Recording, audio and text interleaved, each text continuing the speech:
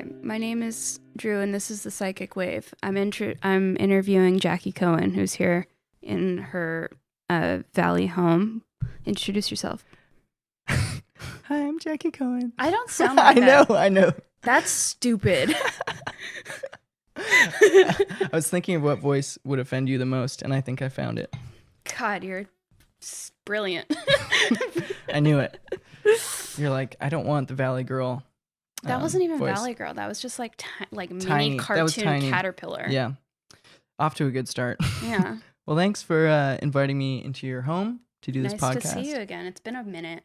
It's been a few minutes. A lot of stuff has happened, but your podcast that I did with you last time remains one of my favorites, like that I've done. For many reasons. I think because I got to travel. That was the first time I traveled for a podcast. So that, and I made you drive even further today. You're like, let's see how far I can push this. Yeah, it was like an hour and a half. Mm-hmm. That wasn't bad. But lots of times I do podcasts with people that have nothing to say, which is bad planning on my part. But you were very open about a lot of stuff last time. Got nothing to hide. No, surprisingly, I was listening to the podcast over again, and I was like, we talked a lot about Adderall. Yes, so much. We talked for like a good 40 minutes. I just wanted to get it all out there, Yeah, so that we didn't have to talk about it this time. Well, it hasn't been a factor since last time, It's irrelevant, which, is sick. Yeah, that's good. Last time, you offered me coffee, and I said I couldn't have any because if I had 2 cups, I'd start sweating and shaking.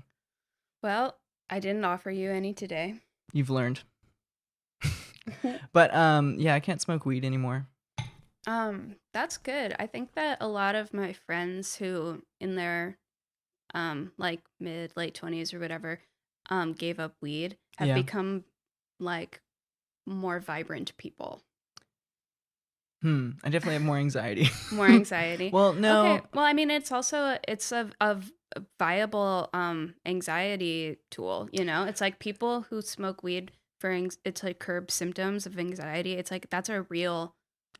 It's like it's just as legitimate as like a pharmaceutical drug or something. It's something that helps, that affects your nervous system or whatever. Not shit talking weed.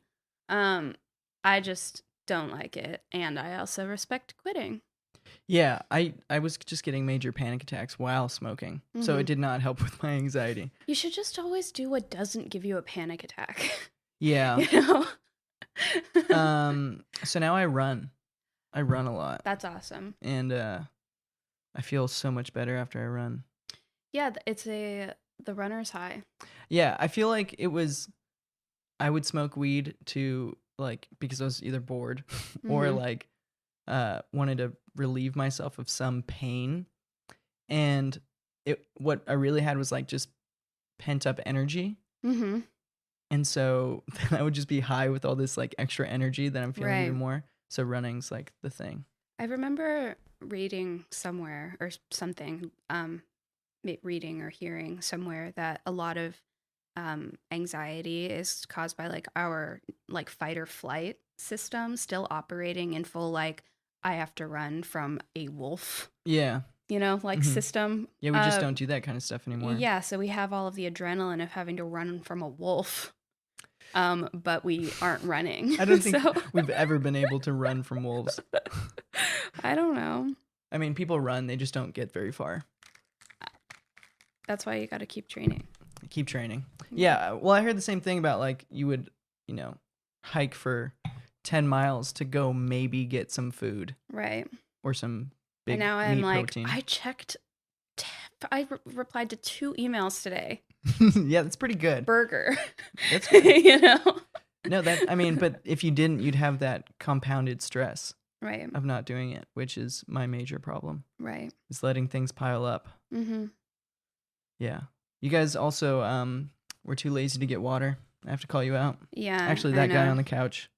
Hi, Kevin. He offered and then said no. Good thing I brought my own. Yeah. Rude. Just kidding. No, but yeah, I mean, what a funny like mentality to have. It's like, we're out of water. Not that important. Nah. But back in the day, if you were out of water, you died. You'd be very stressed. You just meant I'm not gonna get water right now. No, I'm never. He's never getting water. We'll get it later. They'll get it later. So enough about this. You have a tour coming up. We have a tour coming up. Kevin is my partner in crime. We're opening up for Wise Blood across the U.S. Our first date is May 14th in San Francisco, and our final date is June 13th in Los Angeles. Okay. So we're going to do a big 1 month full U.S. loop. Nice. We're traveling as a duo, which is really cool. For the past year or so, we've been playing as a 4-piece. Mm-hmm. And so now we're pairing back a little bit. And yeah, I think it's going to be a really like fun, intimate show. Yeah. I've definitely seen a lot of bands do that sort of scaling back a little bit in what they're offering. That's because it's expensive. Well, yeah, it totally is. Like, I think it's so funny, people that aren't into, I don't want to say music industry, but like they don't know how like music really operates and how it ends up working out at the end of the day. They don't realize that most of the time, if you're starting out, you don't make a lot of money, or you have to spend a lot of money before you can make any money. Yeah. Like, number one, buying a van or having a car. Yeah. Making sure that car can go all across the U.S. Mm-hmm. Having musical equipment. Mm-hmm. Places to stay. Uh-huh. Yeah, it's a nightmare. But so are you happy for the tour? Yeah. Yeah, we're gonna do it just the two of us. Kev, you want to come say hi? Come say hi. We're gonna sing a song later. This is like a very non-professional thing, so Yeah. you can have fun with it. Come say hi. Hi. Well, introducing. Do you ever do any editing? Sure. Like titles? Can you come back. Can you put a little tag over his head that says Kevin Basco? Yep, right there. Okay. Yeah, I usually don't edit, but that's an easy one. Just so one. I'll just do that, one yeah. thing. Not my name. Don't add my name or anything to anything. Just Kevin Basco. Oh yeah, do a little dance, Kev. Psychic Wave Podcast featuring Kevin Basco / Jackie Cohen. Making a mess, man. Yeah. He's got the moves, you know. Yeah, the moves to make the house fall over. Mm-hmm. So yeah, you're excited for tour. Very excited. We're opening for Wise Blood, which is extremely exciting for us. She puts on we just saw her at Hollywood Forever Cemetery. Okay. We opened for her there, and it's the show that she's doing right now is just so incredible. It's just, you're just mesmerized the entire time. I'm not aware of the music, but I trust your judgment. She's got a new album out right now called Titanic Rising. Strong recommend. Oh, I have, maybe, did you post something about it recently? Titanic Rising? Probably. Okay. Yeah, then, oh yeah, I think you did. Mm-hmm. Yeah, on your story. Maybe. Anyway, yeah, I'll check it out. Yeah. I was re-listening to your stuff on the way over here, and it's funny because it hasn't lost its charm for me. Like, I'll listen to some people's stuff and I'll be like, oh yeah, I remember that song. But I think your music is so lyric heavy and story heavy that each song, like as I'm listening to it, I'm actually waiting for the next part to see where it goes. Really? Yeah, like that's lots a nice of music thing to say. Well, I just don't find a lot of music that, I know it's out there, but tells a story anymore. It's more like songs are portraying just like an emotion or a vibe, and they don't really go into details. Yeah, I would definitely say that the music that I make is not vibe music. But it is. It is. There's a vibe to it, but there's a storyline in it that I think holds it all together very nicely. Thank you. I actually like how that record aged. I assume you're talking about the Takoma Night piece, right? Yeah.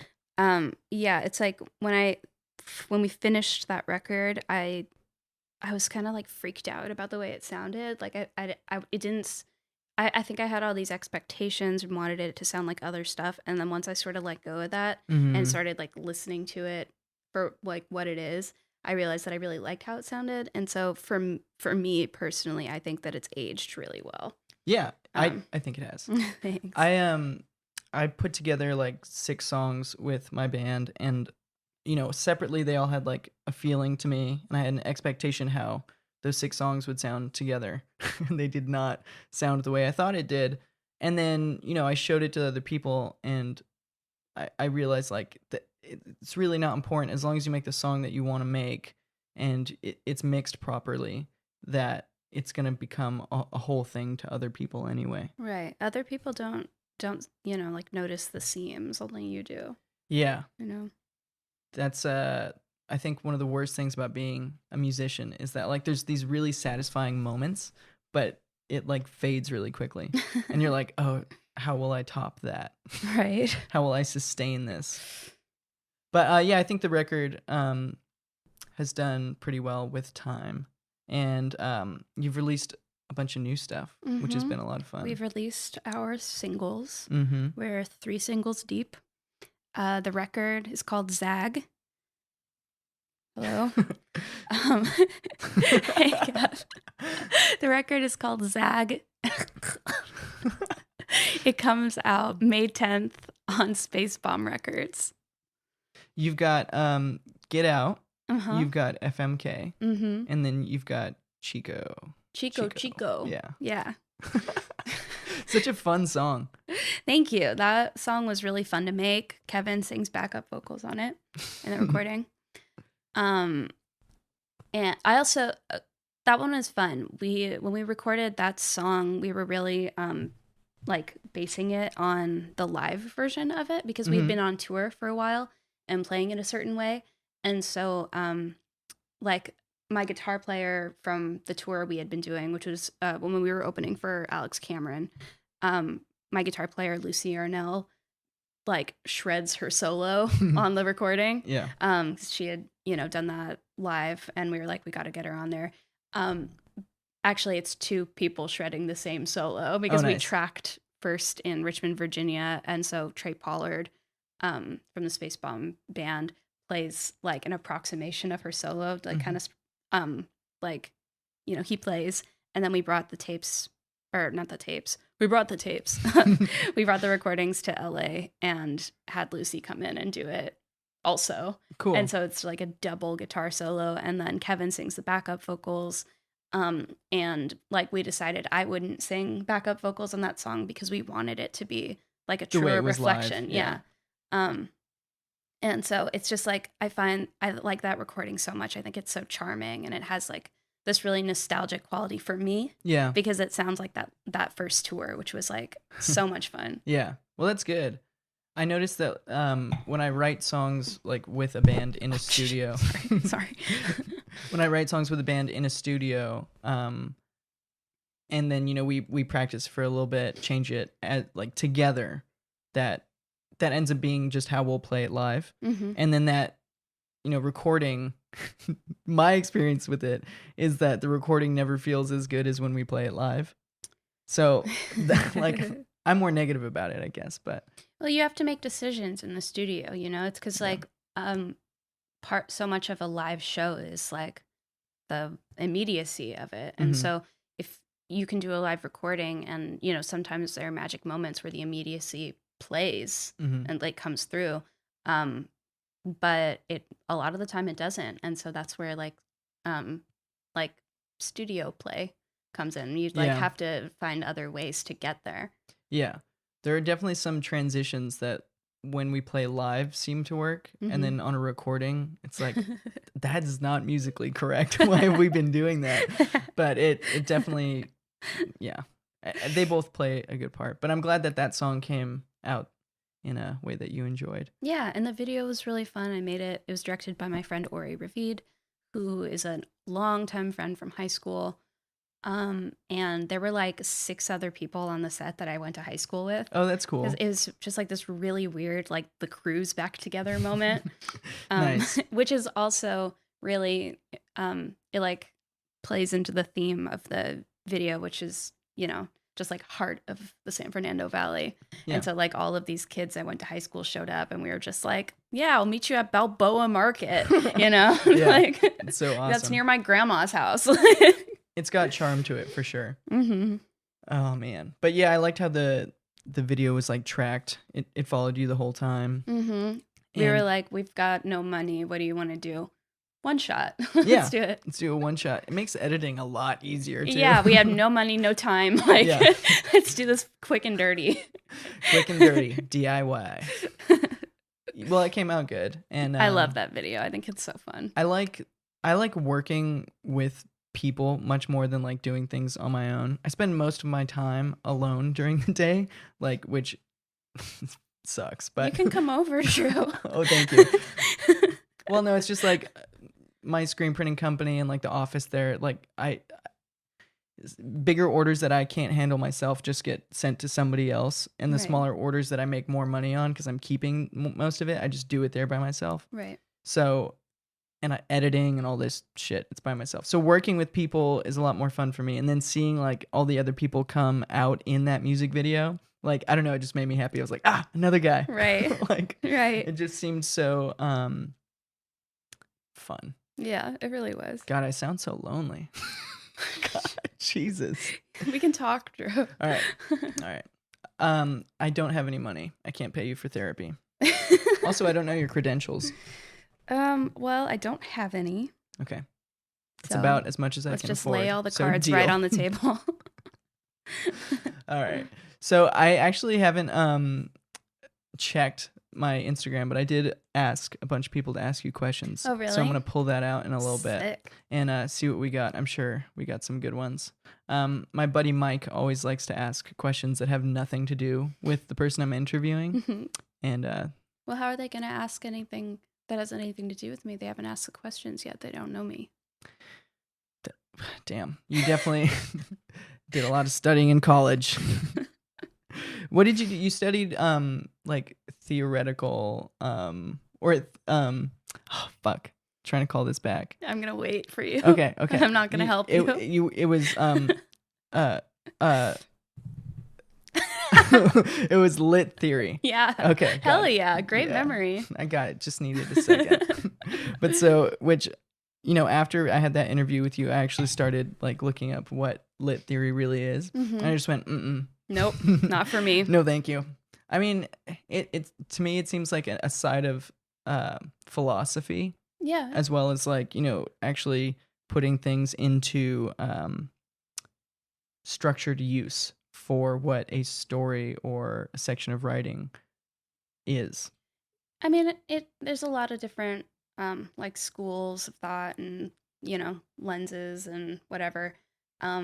It's I think that with something like that, you really have to specify, or, like, you get really tiny, really microscopic. Like I think I told you that I spent like the last 4 months I was in college just writing on metaphors. A 30-page essay on metaphors. Yeah. And so you really get minute in those areas. And and I liked it because it's like the philosophy of language and literature, and which is why I think it makes you a good songwriter or a good poet that puts like stuff over. Thank you. I've gotten a lot dumber since I've been out of college. I was gonna ask you too. I was gonna be like, so I'm assuming with Takoma Night Terror that a lot of what you had learned and the experiences that you had gone through making that first release to the public probably had a lot of you really analyzing what you're putting out. Did you like zoom out a little bit on this new one? Kind of make it more... I think Takoma will always be my like most verbose work. Yeah. For Zag, I did a lot more like automatic writing, a lot less editing, which was good for me. Because when I go into like super crazy editing mode, it like takes a toll on my health. It makes me insane. And so it was really freeing to just sort of like let a draft happen and then like not like tinker with it for a year. Right. Which albums take a year. They really do. Yeah. And so, maybe this one is it's a little less wordy, but I think that it was also, I was sort of letting myself like feel it a little bit more instead of just, maybe like you were in it more instead of trying to like make a statement or make sure that everything was exactly. I was more in it and less in my head. Oh, okay. I think. So this, yeah. Well, then that sounds like a more conscious record. It was different. You're like, it was worse. And I had fun making this one. I didn't have any fun making Takoma. I mean, because I was like, it's definitely so stressed. It's, to me, that's a really dark record, Takoma Night Terror. It's a lot of like second guessing and being unsure of. I mean, this is how I take it. When I listen to it, I'm thinking about myself, obviously, like, because that's fun to do with music. But it definitely has those layers of misunderstanding, and yeah, I like it a lot. I like dark records too. But your new one is like, I mean, Chico Chico is so fucking fun to listen to. Like, I watched it like 3 times in a row. I was just like, cool, nice. Good driving song. I would say that this is a better driving record. Ooh. Damn. I had a lot of driving records when I turned 18. You know what I mean? Like, I had my CD case like in my car with like a bunch of CDs that I had like burned with all the like good driving songs. Oh yeah, and like great titles, like mixed titles. Oh yeah, of course. I had one where it was like, it literally just said, "For when you're mad." And I would like drive and listen to that. What? So did it amp up the anger or like calm you down? It calmed me down. Okay. It's just, to me, it's like when I listen to Radiohead when I'm sad. It's like, damn, I feel you, bro. Right. Like, it just feels good. And then you feel like you're in your own music video. Yes. You kind of like pull yourself out of reality for a second, which I think is what gets you through it. Right. Right. Yeah. So a good driving record. I like that. I do a lot of driving. I'll send it to you for when you drive back. Awesome, yeah. Although it's not going to last you the whole drive. That's okay. I'll listen to a podcast too. Okay. But yeah, thank you. That'd be awesome. I'm excited to hear it. How long did it actually take you to make? Because I know that you're in the process of like promoting it and getting things squared away. We tracked the everything instrumental in Richmond, Virginia at the studio called Montrose for like maybe like 2.5 weeks. And then we came back to LA and did all the vocals and added some like accessory stuff for like 9 days. Have you ever like recorded in that short of a period, like all the instruments and everything? I feel like that's a pretty luxurious amount of time these days. Well, yeah. A lot of people don't have. I was really lucky because, I signed a record label. I signed a record deal with Space Bomb, and Space Bomb has, like, a lot of their own resources. You know, they have like studio that they have relationships with, and there's a Space Bomb house band, and they have their orchestra that they work with. And so I was able to work in these like incredible environments with like incredible players and really sort of have a comfy amount of time to do it, which is getting harder and harder for people because I mean you're paying every day for everything. Yeah, I totally forgot about that. It's different when you're doing like home recordings and you can spend. That's all I do, and so like things take me years like to put out one thing, and so I totally forgot about that. But my buddies, they recorded at Sunset Sound. Really? Yeah. Cool. And they had 2 days. Yeah, 2 days at Sunset. Like that's what I'm talking about. Yeah. But they were so stoked. They're like, dude, I was in a room Jim Morrison was in. I was like, that's cool, man. I felt his spirit coursing through my solo. Oh, yeah. But they live for that kind of stuff. And I mean, it's cool. I love being in places that have nostalgia in the walls, but Yeah, I mean, I know a lot of people are like really, um, like suckers Yeah. for that. You know, like Rado, for example. I mean, I can tell by all the Big Star stuff, like that he cares. Around my house. Yeah. Oh, yeah. There's a lot of Big Star stuff. That is true. I mean, okay, maybe just in that corner. No, we've got a big star book. Nice. Which is very cool. Where is it? No, It- that's the Kurt Cobain book. Can you see? How's I your think it's long range over there. vision? My long range vision? Yeah. Um, What can you see? It used to be better. How far do you want me to see? I see an Adidas box. You can read that it's Adidas, Yeah. or you just know. Okay, because that to me, I know it's an Adidas box because I know where the shoes came from. Kevin is Bundling up right now. he's so bundled up on the couch. He looks so comfy. We're annoying him. Are you cold, Kevin? Are you cold? I turned the heat off. That Adidas box is just like a blurry blue rectangle to me. Because I don't wear my glasses. Oh. No No unless contacts? I'm driving. I can't get them in my eyes. Really? Yeah. Because of it hurts? I don't know. I can't get them in. Okay. I just can't. It's It's like just I'll a hard sit thing there to do. for like, Oh, yeah. I can't get it in. It won't stick to my eye. Kevin thinks Sorry to laugh at your misfortune. Kevin but- thinks he can get them in my eye, but I won't let him near me. Yeah, no, I think that makes that would be much worse. I mean, I guess people it's flipping you off right Why now. are you doing that? Why are you flipping me the bird? Yeah, I don't trust anybody to put anything in my eyeball either. It's not like you'll let me put anything in your eye. You let me put your contact in. I'll practice on you. This is gonna end horribly. But we both we start the tour. We both are in like eye patches. Yeah. It's you two going on tour? Mm-hmm. Oh, cool. Yeah. So, what's the setup gonna be like? 2 guitars? Yeah, 2 guitars. Sometimes I'll play, sometimes I won't. I really like putting the guitar down because, I was really late to learn guitar. But then they've been doing it for a while. Yeah, Kevin has a degree. Does he really? Kevin has a degree in guitar. Sick. He's a guitar bachelor. Hey. And I can play all the chords pretty much. Same Except here. for B minor, which is hard. That is a hard one. Yeah.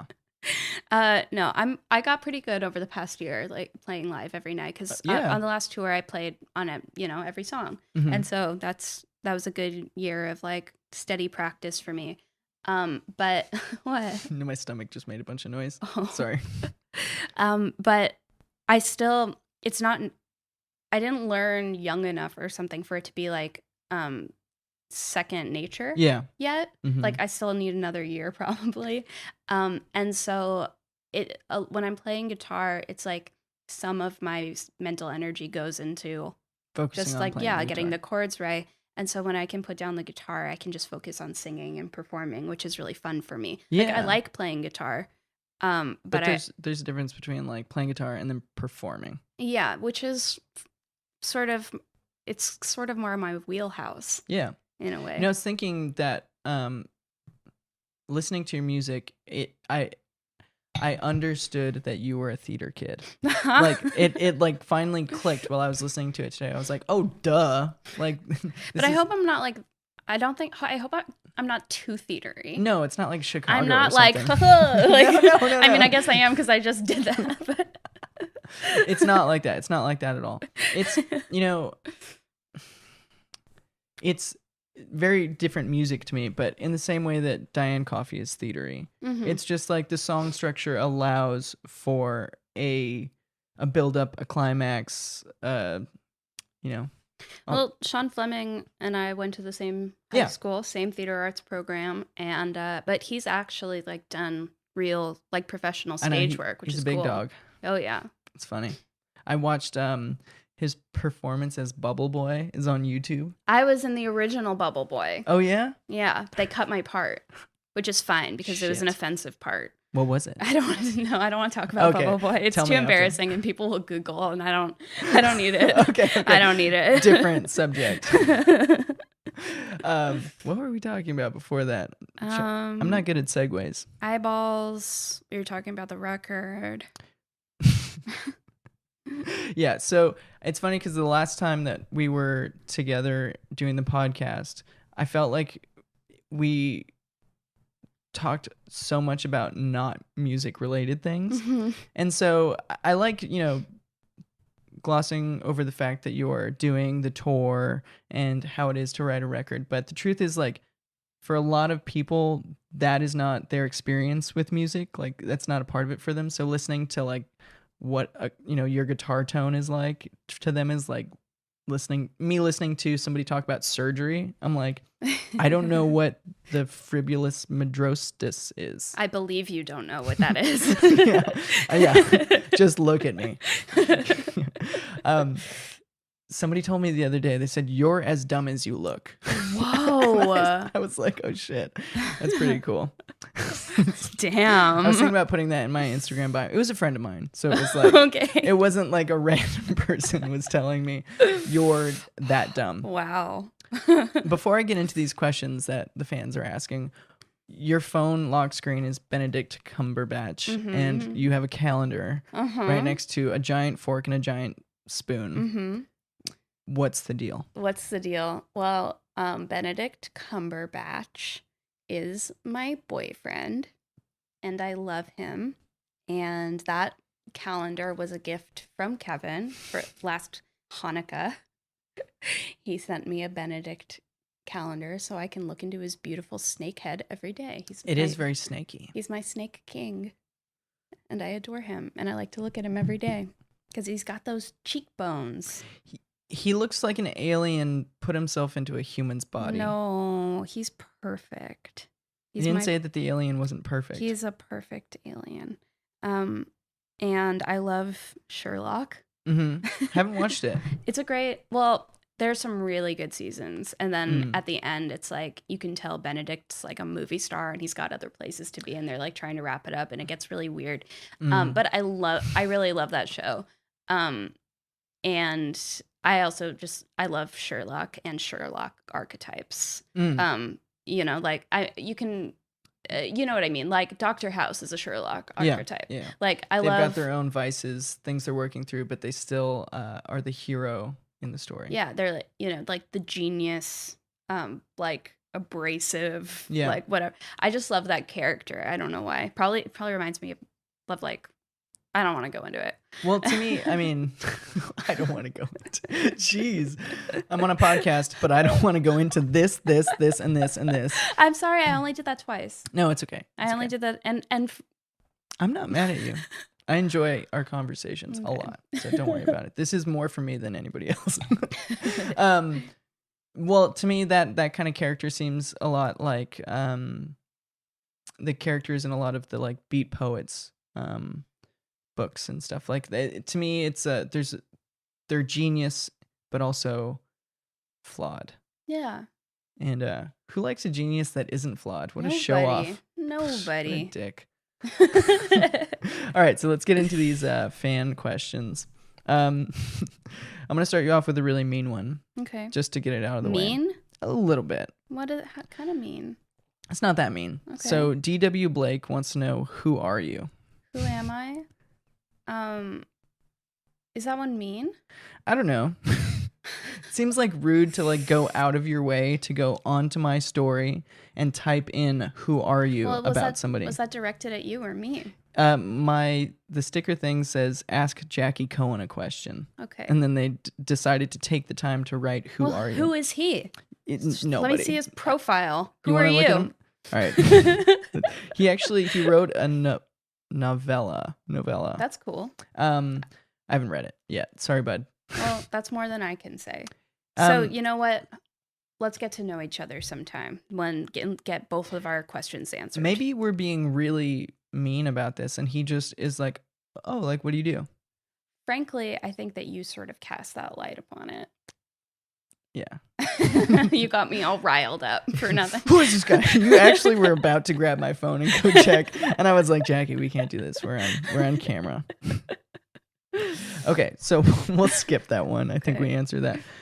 Funk Master Willis wants to know, do you find the need for a social media presence to be a burden as a musician? Do I need it? Okay. Yeah, it was worded weird. Will, get your shit straight. I think it's pretty stressful that it's pretty much non-optional at this point. Oh yeah. And so it's like if you like it and you're good at it, it can be really fun. It can be a really great way to interact with people who listen to your music, and for you to to express yourself and be creative, and there are good parts of it, but if you don't like it, then you get a lot of flack. On the business side, it can feel very overwhelming when you're like forced to use it.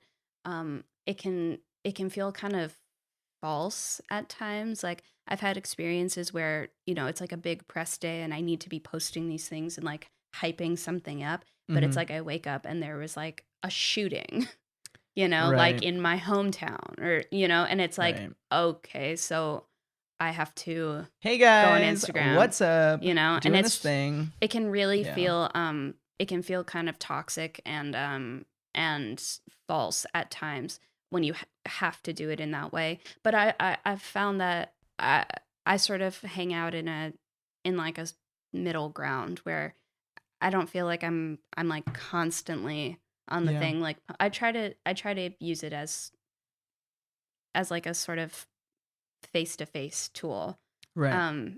Which I think is helpful, and like I've met some really nice people, and it's also a cool way for people to reach out to me. I saw you for the first time on Instagram in Rado's story getting a drum lesson, and then I looked you up and then saw that you made music, and that's how I found you. So it's a great like tool. But it does seem disingenuous a lot. It really can be. And not yours necessarily. I'm just saying whole act of it.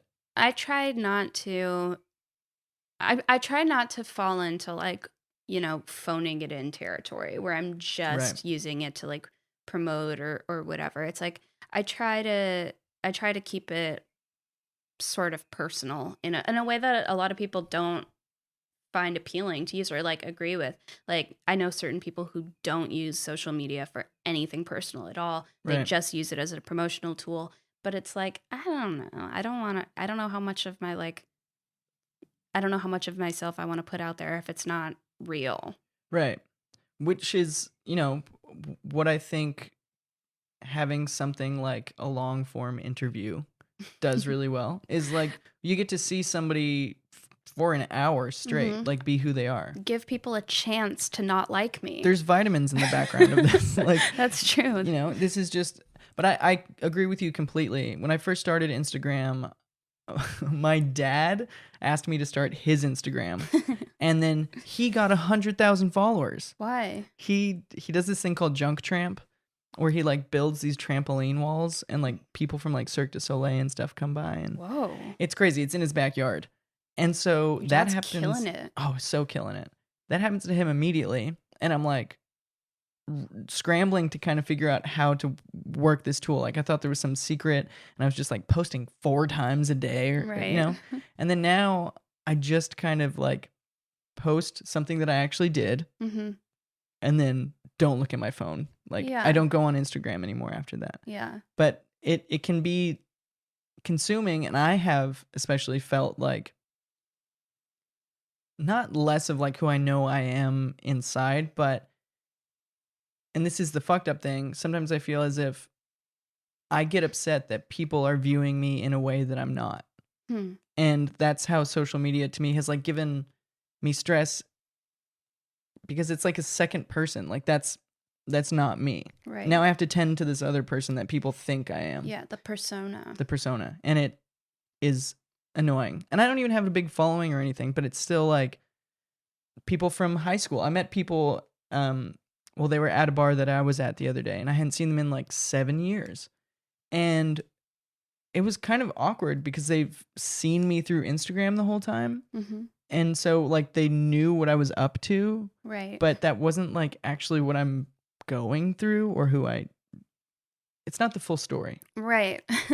I feel like I had a lot of interactions like that. Like maybe when I was really touring a lot, I would be constantly posting photos of just like these big shows with big audiences, and it looks very glamorous and cool. And then yeah, I'm talking about when I was like 23, 24 Okay. or whatever. And so I was still just like kind Baby. of, yeah, in a wreck and like stupid and whatever. Yeah.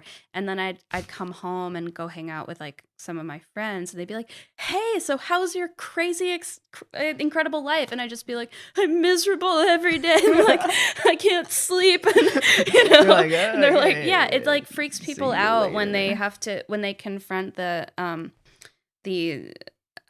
like what's incongruities of social media. I find it's like off-putting. But you also, they're like, "Oh, why are you telling me about the negative?" Yeah, but You're you only also, supposed to show which the is also positive. unhealthy because people. It's also weird because it's sort of uncomfortable when I think that people don't really know how to react when people post a lot of like negative stuff or like And then, but I think that something damaging that social media has caused is, like people aren't as they're not as ready to like present themselves as completely three-dimensional people. They just want to be like a highlight reel all the time. And so when people are like human and around you, you're like, oh, I was really only interested in this like topical part of you, right? Which is unhealthy. Yeah, I think it changes the way we view how people should be. Like our expectations change. Like we expect them to be perfect all the time, or how we view them on Instagram all the time. And most of the time when people are hanging out with me, we're not doing anything. We're just like hanging out. It's not like this big party. It happens sometimes, but that's not really the full spectrum of it. I think having this podcast has given me a nice gift in that, strangely, I do have some fans, and people I've walked in my town, at least I've like walked into a spot and somebody's wearing a Psychic Wave t-shirt. Oh, that's awesome. And I was like, oh fuck yeah. Or I go, I throw shows at this bar, the same bar all the time, and people will come up to me and say they listen to the podcast, and those people treat me normal because there's like 120 hours of me on the internet talking. So I think they like have a bigger grasp on who I am. Right. And I don't like try to hide anything on there. And so those people definitely like treat me how I want to be treated, or treat me in a more familiar way. But at the same time, it's weird when I'm talking to somebody that knows about a story. Yeah, they know things about you that you didn't tell them. Yeah, and it's like, there's this guy, he's a buddy of mine now, but this guy, Anthony Twanner is his music name. And first time I met him, he was like, I've listened to every single podcast. Wow. And I was like, oh, cool. And then I, later in the night, I was like telling the story, and he goes, oh yeah, I know. And I was like, whoa, dude, you need to not do that. Like, but also you don't want to, you don't want to feel like people are constantly just going like, oh yeah, really? When they already know about things. That's such a weird, awkward part of modern life, is like deciding whether or not you admit that you know things about people. Yeah, you're right. Like when you like see someone you haven't seen in a long time, they're like, yeah, well, I got married, and you're like, I know. I've seen every photo. Like, yeah. I stalked your Facebook. Facebook's dying out, I feel. Good. yeah. Facebook was over when my mom asked me to sign her up, I think. Gotta get out of there. But yeah, so I guess the long answer to that, or the short answer to that, is it's annoying. Social media, having to even just consider it. It's like a child you don't want. Whoa. It's like, all right, I gotta feed this thing. Yeah, it's a necessary evil for sure. Yeah. But there's also good. There's good sides. I like children, by the way. That wasn't like, I just mean like, I was trying to be drastic, trying to do something really over the top. Yeah. That's my flaw. Your genius flaw. Yeah. Damn it. Oh no. I'm as dumb as I look. You know what I mean? Like, Yeah. that's just my thing. So this is what you get. Oh yeah. Next question. Next question. Next Instagram question. So I feel bad, but that's all we have. Oh, okay. Because I didn't give them enough time. I did it like right before I drove over here. Hell yeah. So yeah, I wasn't prepared for that one. I got some more questions for you. Nice. Let's hit it. Okay, let's see if I can like come up with an interview question that's like totally not just conversational. Cool. Do you feel it's weird that this guy's sleeping on your couch? No, he's been there for 3 weeks. Oh, nice. Like that makes it better. I'm more comfortable with it now. Kev lives here. Actually, I guess I will ask you about the area that you live in because it's so fucking nice.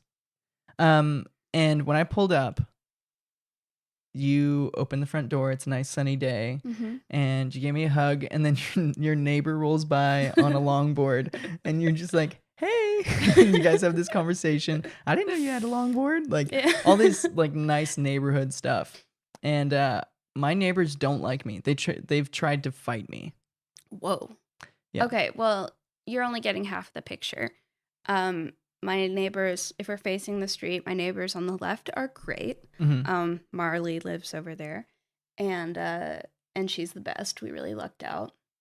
These neighbors, these fucking guys, they don't like us. I don't feel like you guys get. I mean, it doesn't seem like you record here or anything. Not anymore. Okay. But there were a lot of years where we were pretty we were butting heads pretty hard with the studio side neighbors. Ah, got it. Marley's cool. She plays drums. We can hear her practicing, and we're like sick. These guys hear drums, and they're like, "We're calling the cops." Yeah, I guess it's the downside to living in a nice neighborhood. It's really. I love living here. It's the valley. A lot of people think it's like not cool, and it's not LA proper. It's not like hip. There's not like a ton of shit going on, but it's like I can park my car in my driveway. I know, yeah. So like fuck you. That is one nice thing about where I live is, it's not a cool spot to live, but I love not having to fight for parking. Yeah, it's just oh god, the stress. Every time I go into LA and I have to do the circling around trying to find a spot, it's like I want to turn around and leave. Yeah. And go home. I can't handle it. I didn't so there was a period of time where my girlfriend and I were having we had been together for a while, and so we were so comfortable with each other, and we'd go to a lot of shows like at the Echo, and that kind of made things a lot better. We were having a lot more fun, and then we got like used to having to drive around in LA, and because we were so comfortable with each other, we would take it out on each other. You know what I mean? Like we would know that like this isn't the end of us. We're just being like, we're angry right now. And I fucking hated that part. It wasn't even that I couldn't find parking. It was that I was getting upset at somebody I cared about because I was trying to find parking. Just accepting that amount of stress as like par for your life. That's just your base level amount of stress. It's damaging to your relationships. I can't do it. I'll probably I talk all the time about needing to move to LA so that I can be like closer to the action or whatever. But you do not. This is so nice. Do it. I don't want to do it. Please don't. LA sucks. If you do, the valley I'll buy this rules. house from you. It does though. I mean, LA has really great things going on, and that's true. It's a hub for a lot of really good people, but it's also home to a lot of really sick shit. Yeah. And I always have fun when I go. No, me too. I'm always like, oh, I don't want to go. And then I go and I'm like, I just had a great day. Well, that's the thing that you need to remember is like you're going there for a thing. And but then I can home. leave. Right. Yeah. That's always the best. My friends, they live in Echo Park. And I'm just like, it's cool. It has its perks. You get to walk everywhere pretty much. You haven't, just a bunch of good food around there. And there's always something happening. But cars getting broken into, no parking, seeing homeless people all the time. I have nothing against homeless people, but it just makes me sad. Like, and I feel like if that's how I operated daily, I'd be a worse person. I mean, it's definitely a different feeling. Like we're in the suburbs. It's a lot of families, and I mean that's true in places in LA too. But like I kind of got enough of living in the center of things when I was living in New York. Yeah.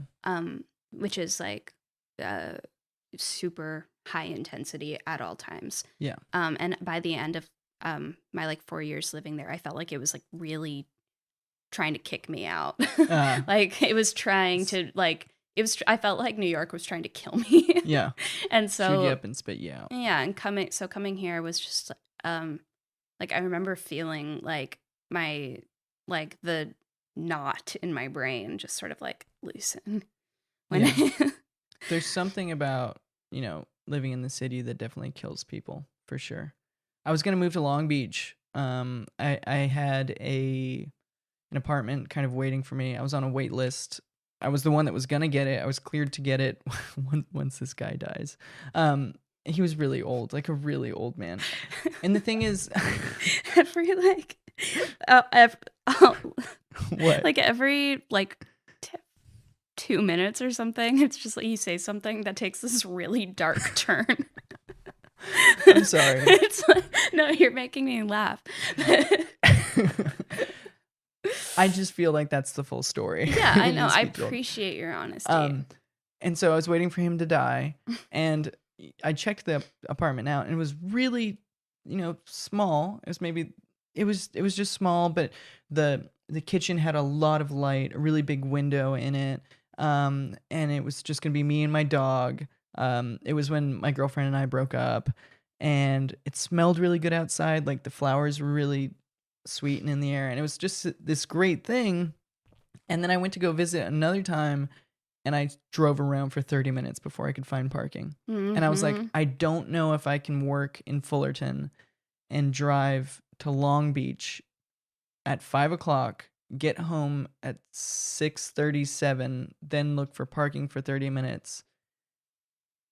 Just, oh God. It was a beautiful thought. Yeah. I think I could live in New York. I could do New York because I don't need a car. And not having a car is incredible. Yeah. I would love to not drive ever. I hate driving, which is why I'm going on a month-long tour. Yeah. I'm a good driver. I believe you. I am a good driver. It's just funny the way you said it. That's the only reason why I laughed. I don't have any it's nice, whatever. I kind of wish that nobody drove. Yeah. But it's definitely such a relief. Like if I'm in Los Feliz or something and I have to drive back and it takes me like 90 minutes or something, just that last moment of pulling up to the house and right into my driveway, and it's like I can just be done. Yeah. That makes the commute worth it. Right. It's like you have a beautiful home. It's like coming home to this, and to be in a happy relationship as well and have friends around you. I wish more people lived in the Valley. I think people will start to catch on to how like nice and cool it is over the next couple of years. I actually, while I was driving through and I was passing like signs for like Laurel Canyon and stuff like that, I was thinking, oh, I bet the next big like boom is going to be up here somewhere. I also don't want people to ruin it. No, I mean, but no, of course not. And the thing is like, we just got a Blue Bottle coffee place or whatever in Studio City, I believe, which is not the Valley in my opinion. I mean, it's the Valley. It's in the Valley, but it's not Deep Valley yet. It's right on the border. But it's like, it's creeping up. And I'm like, shit, things are going to get expensive, huh? Probably. I've still never been to Blue Bottle, but I know the connotation. But you live in a residential neighborhood, so I think, things are always going to get more expensive. I know. My grandparents telling me they could get a cheeseburger and a Coke for 10 cents. And I'm like, fuck you. Don't say fuck you to your grandparents, Drew. No, fuck you to the times. No, my grandparents are the best. Hell yeah. My grandpa, he's such a funny guy. This is not podcast material, so if it comes up later, I'll let you in on how cool he is. All right, he's like 5 foot, and he's just like cute grandpa. He's got a great head of hair still too. Yeah, he's pretty crazy. He loves attention, so he's gonna love this. But I wouldn't worry about it too much. I think you're gonna have a fine time in your neck of the woods for a while. Yeah, I like it here. All right, so we're at the end here. Okay, And so I'm gonna ask you 2 questions that I ask everybody. let's do it. I don't think I was doing this back when we did our podcast. And you know, it's funny too. You're the first. I don't do the Polaroids anymore.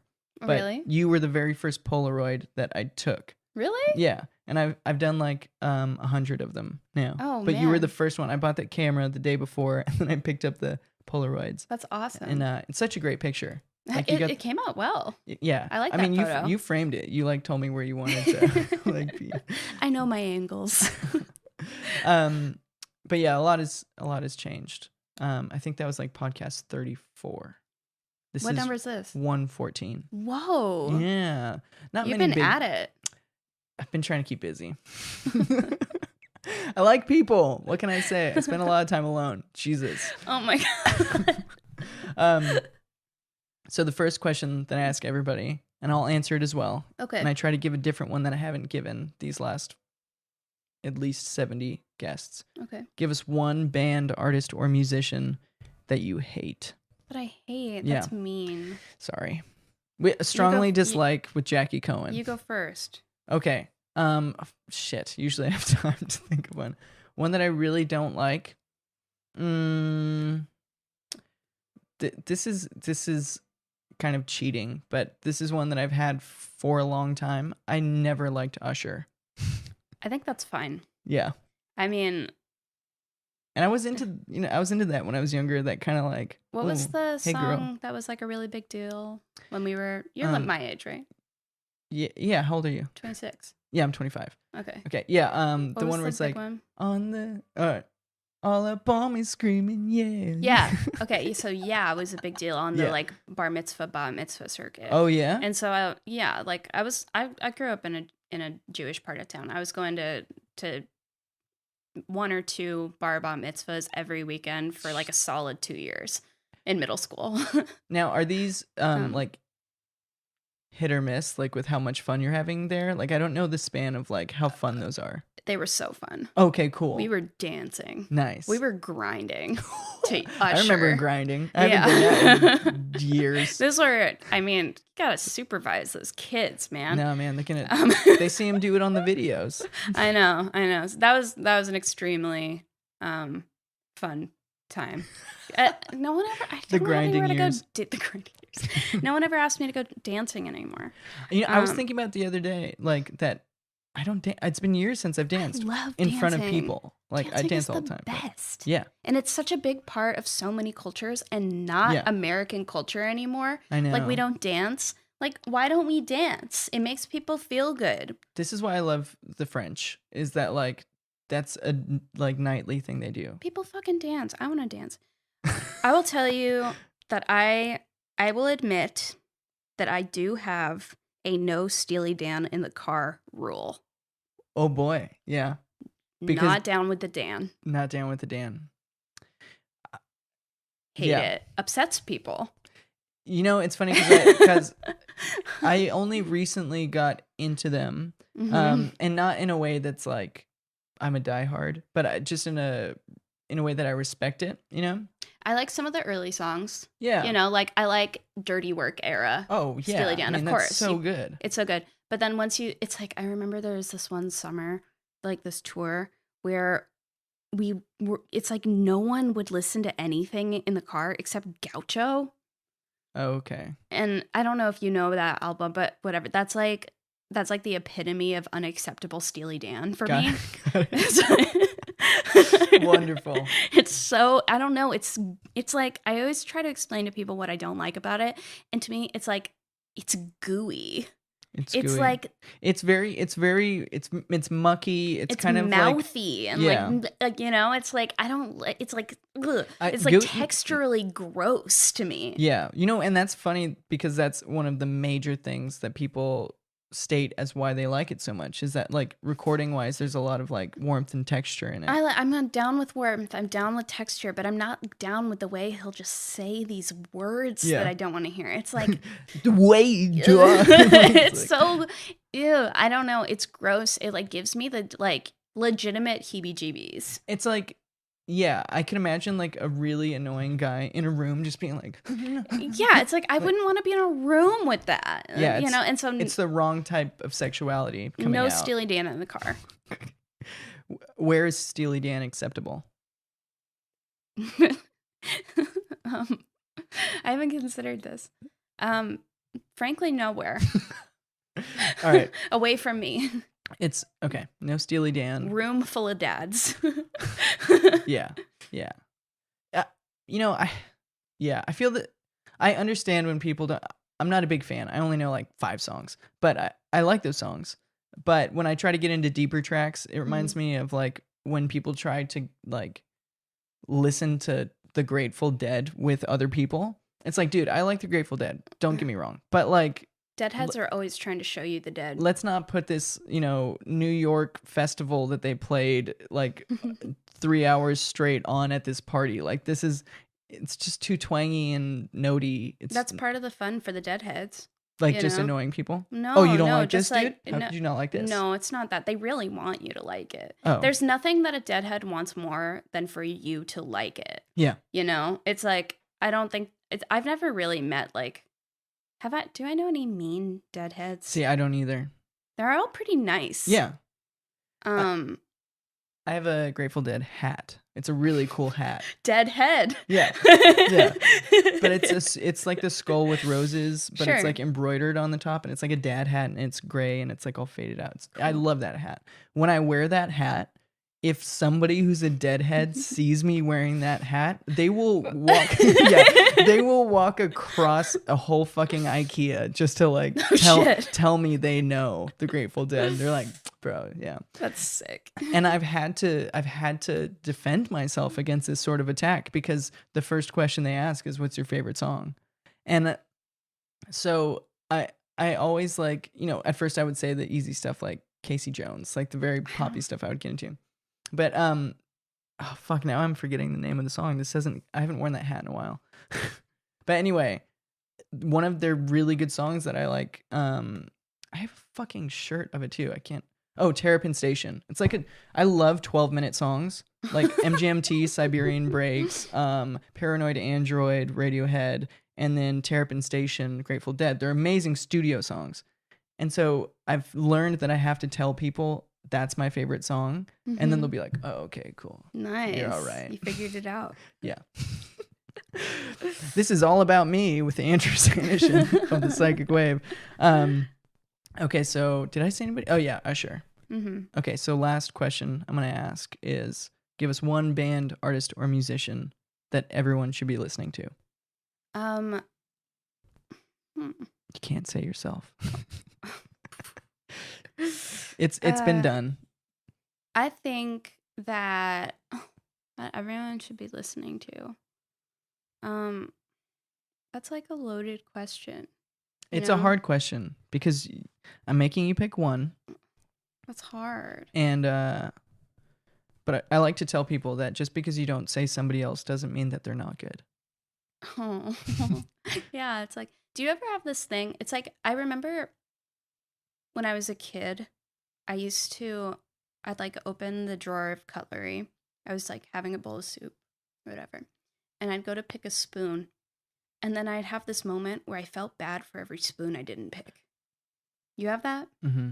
I had a favorite spoon too. Yeah. Yeah. And then my favorite spoon was the ugly spoon. I'm really glad that that's like a common experience. I've told a few people about this, and more people understand what I'm talking about than I might have assumed.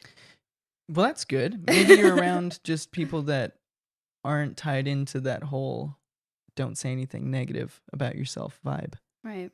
Which is good. I think everyone should listen to Adam Green. We talked about Adam Green last time. Yeah. And that's still my I'm a big fan now. You got me into him. See?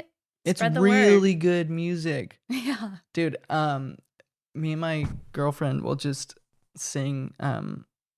cigarette burns forever. Really? Like, just whenever it comes on, it's just a happy time. A lot of his music is very lyrically balanced. Like it just fits so perfectly in the song. I think that he's got just an amazing sense for lyric writing. And what's the song where he says, "My body felt like 40 or 50 crows"? Breaking Locks. Yeah, I always forget the name of that, but when that one comes on, it makes me feel so bad and so good. It's beautiful. I mean, he's one of the most imagistic writers I can think of. It's it's all just so vibrant, and like textural and visceral, and so sure of itself, and so like but not trying. It doesn't sound like he's trying. You know what I mean? Or it doesn't sound like he's not trying either. Just so he's just good. He's just good. I mean, he's just the guy. Just the guy. That's a good one. I think everybody should be listening to Jackie Cohen. Yay! There you go. Thank you so much, Andrew. But yeah, well, thanks for having me in your spot. Thanks for coming to my house. Thanks for having me. All right, goodbye.